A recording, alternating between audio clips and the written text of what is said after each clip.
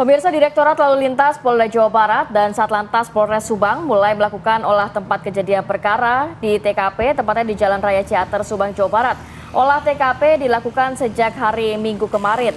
Proses olah TKP melibatkan tim Road Accident Rescue atau Traffic Accident Analysis RARTAA yang diturunkan langsung untuk mengungkap sebenarnya apa yang menjadi penyebab dari kecelakaan.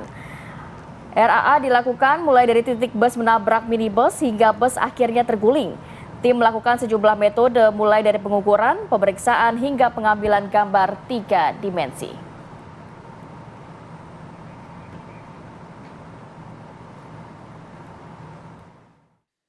Jadi kalau kita lihat dari TKP yang ada, ini tidak ada jejak rem dari bis tersebut, ya.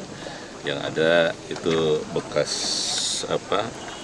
ban, ya, ban satu bagian, diduga itu ban kanan dan miring.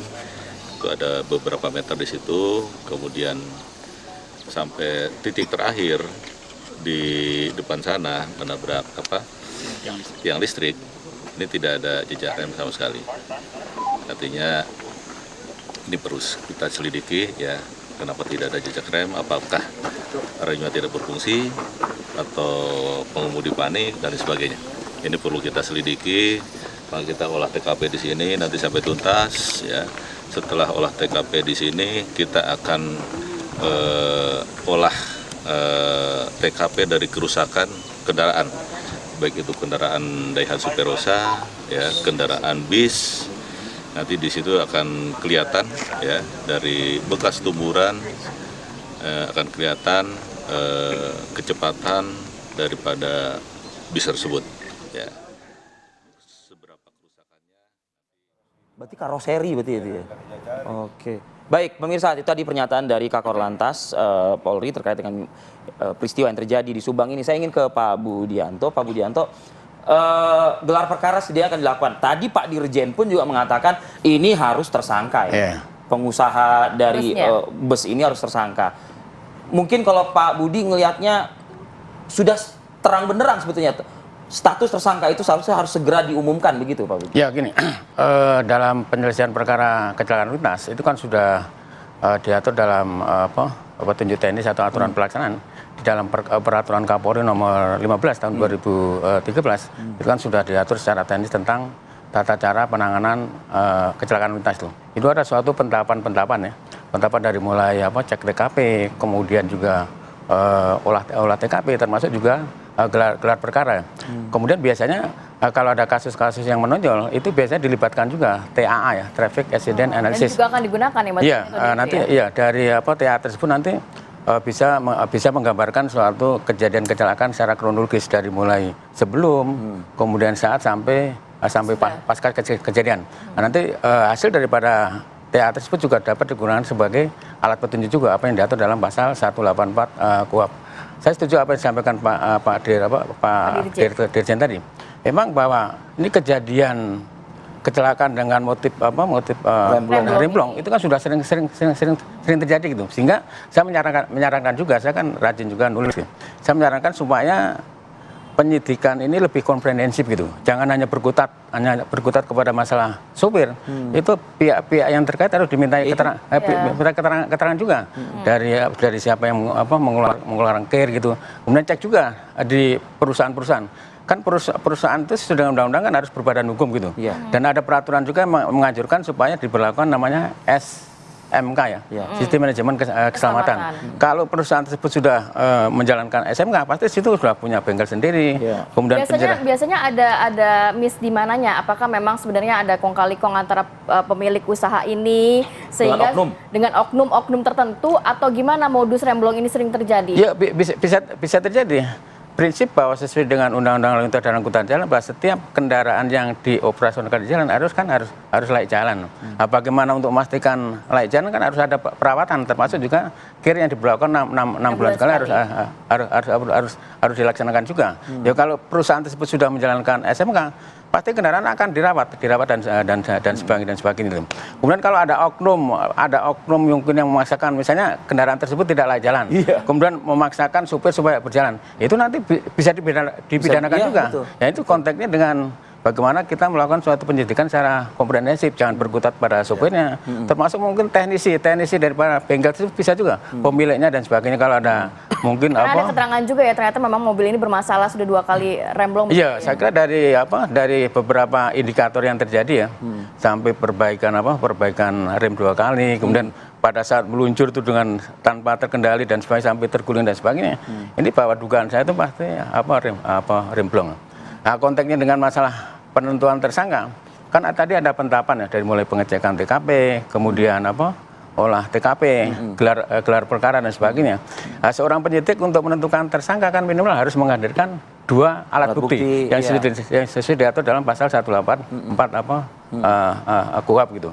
Kalau menurut Pak Budi, alat bukti yang dibutuhkan untuk tersangka ini dalam kasus di Subang ini apa? Ya kalau sesuai dengan pasal 184 kan alat bukti ada keterangan saksi, keterangan ahli, surat petunjuk dan sebagainya itu kan bisa. Saya kira saksi-saksi sudah diperiksa juga. Nah, mungkin nanti bisa juga memeriksa saksi dari ahli bisa juga nanti dapat digunakan sebagai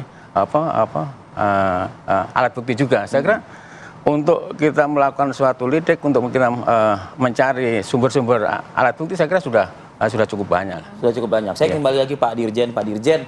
Kalau di kendaraan pribadi nih Pak Dirjen, itu kan kendaraan dari nomor polisi itu kan bisa kita ketahui. Kepolisian lalu lintas tentu sudah mengetahui gitu. Pajak mobil ini mati atau tidaknya kan bisa diukur dari plat nomor itu.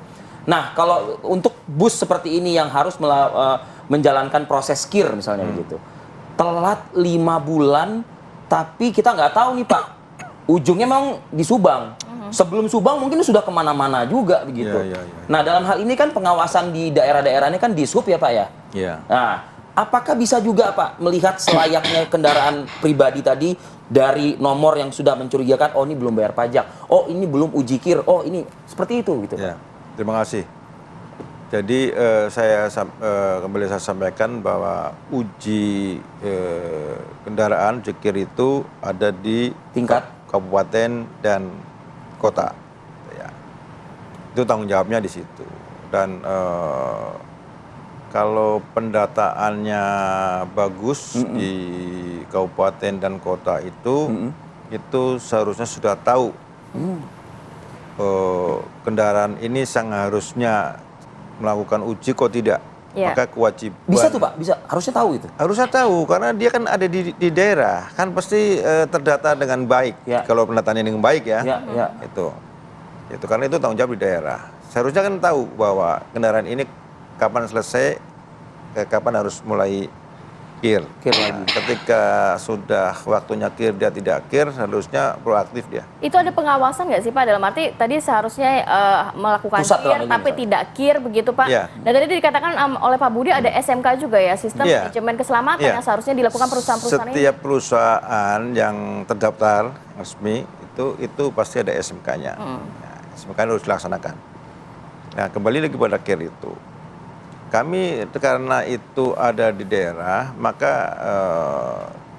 bagaimana di kewajiban di pusat, kami membuat elektronik yang e-blue itu, yang kami pasang di setiap kendaraan di kaca. Bentuknya itu Pak? Bentuknya ada barcode. Ada barcode di kaca bis itu. Dan siapapun kita bisa lihat. Bisa scan itu? Bisa scan barcode-nya bahwa kendaraan ini data-datanya ada, uji tanggal sekian, tanggal sekian ada di termasuk ya petugas sendiri di lapangan kan? Oh iya, jangankan petugas, kita sebagai penumpang saja ketika lihat ada barcode-nya, gitu. Kita cobalah ini. Tapi mungkin penumpang nggak juga ternyata ada barcode selama ini bisa buat ngecek ya Pak ya? Jadi bis-bis kendaraan-kendaraan yang uji itu ada barcode e-blue-nya. Ada, jadi bisa dicek di masing-masing. Itu antar kota, antar provinsi dan bus pariwisata? Oh semuanya? Semua bis yang melakukan uji KIR itu seharusnya ada. Harusnya dia itu ya? Kembali lagi pada bahwa pengujian KIR itu kan dilakukan oleh manusia. Kita harus kontrol pada manusianya. Jadi ketika dia sudah punya tanggung jawab kewajiban melakukan uji, ketika dia lalai dalam melakukan uji, harus ada sanksi yang diberikan oleh itu. Iya, iya. Kami di Perhubungan Darat itu kami sudah beberapa kali melakukan sanksi administrasi kepada penguji-penguji. Kami panggil, kami sidang kode etik, kayak cabut sertifikasi penguji dia. Oke. Ya, Biasanya apa sih Pak pelanggaran dilakukan oleh si oknum ini Pak gitu? ya, Tidak mengecek secara keseluruhan tapi izin dikeluarkan begitu? Iya, ya melakukan pengujian tidak sebagaimana yang Semestinya. sudah SOP-nya. Karena semua aturan tentang uji itu sudah ada semua. Tentang peraturan-peraturan sampai sekecil-kecilnya. Kayak bis angkutan eksekutif, bis-bis itu sekarang itu harus ada safety belt-nya. Itu ada aturannya. Ketika nggak ada safety belt-nya dan dia lulus uji, nggak salah pengujinya gitu. Kalau untuk penguji sertifikasi ada sanksi yang dikenakan Kementerian Perhubungan. Tapi kalau untuk si perusahaan ininya Pak, dalam arti mungkin nanti dia bisa ganti nama PO dan lain sebagainya dengan modus yang sama. Apakah juga ada sanksi yang tegas dari Kementerian Perhubungan? Dari kalau masalah perizinan itu sanksinya hanya sanksi administratif. Pencabutan saja? Iya, dulu di Undang-Undang Lalu Lintas itu pasal 310 atau 173 itu kita bisa melakukan penegakan hukum di jalan terhadap angkutan yang tanpa izin. Nah, dengan Undang-Undang Omnibus Law itu dicabut karena itu adalah pelanggaran administratif di pasal 55 di Omnibus Law. Jadi perizinan tetap di antar provinsi tetap di Kementerian Perhubungan, tapi sanksinya adalah sanksi administratif. Administrasi. Ya. Tapi kalau kejadian yang sekarang terjadi ini sudah pidana, itu kelalaian di pengusahanya itu. Kewajiban ke pengusaha kan harus kalau sudah melakukan usaha angkutan ya konsekuensinya adalah kendaraan itu laik gitu dan harus mengurus izinnya gitu. Mungkinkah ditutup perusahaan busnya ini juga sekaligus? Sangat mungkin. Sangat mungkin. Ya. Kita lihat dulu makanya kita. Kewenangan siapa? Pusatkah itu atau? Nah, kita lihat perizinan awalnya. Oke. Kalau memang itu perizinannya, kalau kita lihat datanya itu kan perusahaan itu AKDP antar daerah antar kabupaten dalam provinsi. Dalam provinsi. Itu. Kalau dia akap kewenangan saya bisa saya beresin Pak. Berarti kewenangan daerah ya Pak ya? Tapi saya kira kalau begitu itu tinggal efek jerah itu. Sudah berkali-kali. Setuju Pak? Ya, setuju. Kita lah ini test case yang kasus ini udah keterlaluan itu. Tadi kan tersangka saja gitu. Walaupun di Undang-Undang Lalu Lintas itu hanya dikenakan kepada sopir, tapi ada pasal-pasal lain yang bisa dia kenakan gitu. Pembunuhan berencana kayak apa gitu dan bla bla bla gitu loh. Ini terakhir nih Pak Budianto, mungkin Pak Dirjan tadi punya insight yang cukup menarik loh itu Pak Budianto, artinya efek jerah gitu. Karena tadi Pak Budianto juga menggunakan diksi kalimat modus remblong kan begitu. Padahal sebetulnya udah sering itu modusnya. Kalau diinvestigasi itu dari awal juga ada masalah begitu. Ini bisakah mungkin menjadi satu titik kita untuk menjadikan titik awal kita untuk beres-beres benah-benah gitu Pak Budi? Ya, kalau kita berbicara masalah kecelakaan itu kan kalau sudah diatur dalam Undang-Undang Lalu Lintas dan Angkutan Jalan, bisa karena kelalaian, terus bisa juga karena kesengajaan juga. Saya pernah dulu menangani tahun 2010 ya. Yang bersangkutan tuh kita kenakan pasal 311. 2 kali lipat ya. Kalau di dalam pasal 310 tersebut karena kelalaian yang mengakibatkan meninggal dunia kan hanya penjara 6 tahun. Tapi kalau ada unsur kesengajaan itu bisa 12 tahun.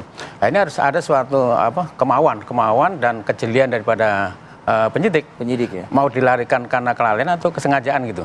Tapi kalau saya lihat bahwa dia sudah tahu kendaraan tidak layak jalan gitu. Kemudian mungkin kirnya sudah mati dan sebagainya. Nah, kemudian dia mengemudikan kendaraan melebihi kecepatan batas maksimal dan sebagainya. Sebenarnya unsur-unsur sengaja itu bisa kita gali di situ tuh. Nah, nanti tergantung kepada kejelian daripada penyidik apakah dilarikan ke 310 atau 311 dan sebagainya. Kemudian bagi yang terlibat yang lain, pihak-pihak yang terlibat ya, seperti mungkin bengkel apa dan sebagainya, kita juntuhkan pasal 55 sebenarnya bisa juga. Saya pernah menangani juga. Gitu ya. Kita juntukan turut serta ya, misalnya dia sudah tahu bahwa kendaraan mobil tersebut ini bermasalah tapi tetap diizinkan untuk jalan. Dipaksa. Supir kan takut juga. Daripada saya dimarahin bos, dia berjalan. Bisa dijuntukan pasal 55 ini bisa turut serta mengakibatkan terjadinya suatu kecelakaan. Saya pernah penanganan masalah ini juga. Oke. Semoga ini juga menjadi catatan kita bersama ya. Catatan juga Ada untuk lagi para pihak-pihak yang hari ini. ini akan melakukan gelar perkara juga begitu ya. Agar ini memang benar-benar Terang benderang dan juga kita mengedepankan keadilan lah gitu, sekali. terutama untuk para korban 11 korban yang meninggal dunia ini. Terima kasih Pak Dirjen. Terima kasih Perhubungan Pak Darat Dirjen. Kementerian Perhubungan Republik Indonesia. Pak Budianto, terima kasih atas waktunya. Sehat selalu. Bersama kami di studio kami. Oke, kita harus jeda dulu sejenak. Nanti kita akan bergabung bersama rekan-rekan langsung dari rumah duka terkait juga kecelakaan maut yang menewaskan 11 orang korban meninggal dunia. Saat lagi tetap bersama kami.